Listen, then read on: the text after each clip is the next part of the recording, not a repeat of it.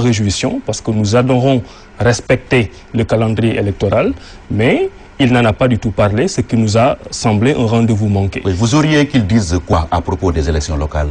Qu'il reclasse les enjeux, parce que nous avons un certain nombre d'inquiétudes. Le problème avec cet axe 3 de la décentralisation, c'est qu'il n'y a pas eu le consensus nécessaire pour y aller à fond.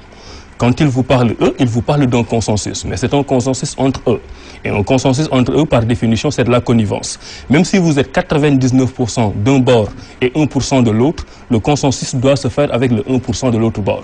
Donc ce n'est pas la majorité qui fait le consensus. Cette forme de consensus est une forme de connivence. Oui. Il y a énormément de questions qui sont posées aujourd'hui par l'acte 3 de la décentralisation.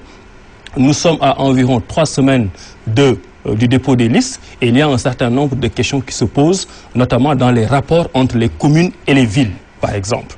Vous avez 5 villes, Dakar, Pikine, Guédiawaye, Rufisque et Thiès, qui sont des villes particulièrement importantes du point de vue démographique, qui sont des villes riches, qui sont vraiment courtisées par toutes les classes politiques. Et au jour d'aujourd'hui, on ne sait pas ce que va peser la ville de Dakar, ce que va peser la ville de Rufisque, ce que va peser la ville de Thiès. Et on espère qu'on n'attendra pas les après-élections pour nous dire, par exemple, quelles sont les allocations de ressources données à ces différentes villes. Oui, pour vous qui êtes pour le respect du calendrier républicain, vous êtes au moins rassurés quand le président confirme la tenue des élections à date échue, non? Nous sommes rassurés par rapport à cette question précise. Oui. Mais en même temps, nous sommes inquiets par le fait qu'il y a un certain nombre de points qui doivent être clarifiés avant les élections, qui ne le sont pas encore. Mais les clarifier supposerait que les élections allaient être reportées de nouveau. Non, du tout, c'est juste une clarification nécessaire. Je vous donne un exemple très précis.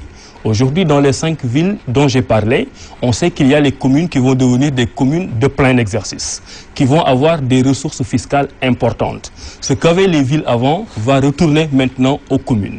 On nous dit dans cet acte 3 de la décentralisation que les communes vont se cotiser pour donner le budget à la ville, mais on ne détermine pas les clés de répartition.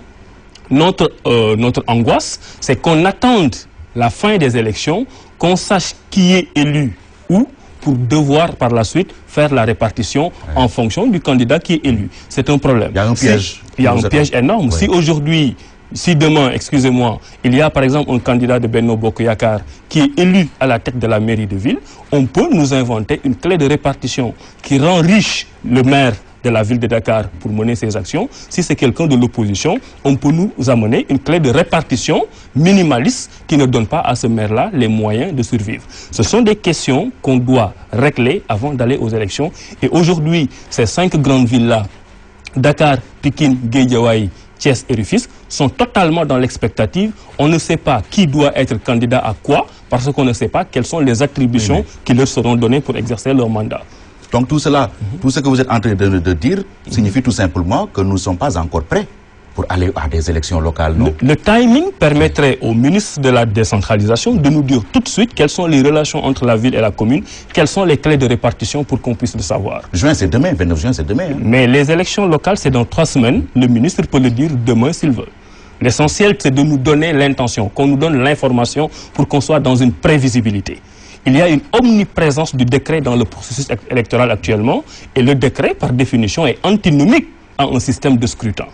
Et c'est ça qui nous pose problème. Nous voulons des règles claires, des règles prévisibles, des règles de jeu connues de tous. Comme ça, on sait qui est candidat à quoi et qu'on ne vienne pas définir les compétences et les attributions financières a posteriori, après avoir eu les noms des vainqueurs. Oui, pour rester au discours du chef de l'État, avez-vous senti une réelle volonté de prise en charge des préoccupations des Sénégalais? Vous savez, c'est difficile de jauger la volonté de quelqu'un. Ce que je peux vous dire, c'est qu'en lisant le discours du président Macky Sall, que ce soit ce discours-ci ou d'autres discours, on voit naturellement l'empreinte, en tout cas la volonté de quelqu'un qui a envie d'impulser les choses. Parce que quand vous lisez le discours et qu'on enlève le nom du président Macky Sall, n'importe quel Sénégalais s'y retrouverait.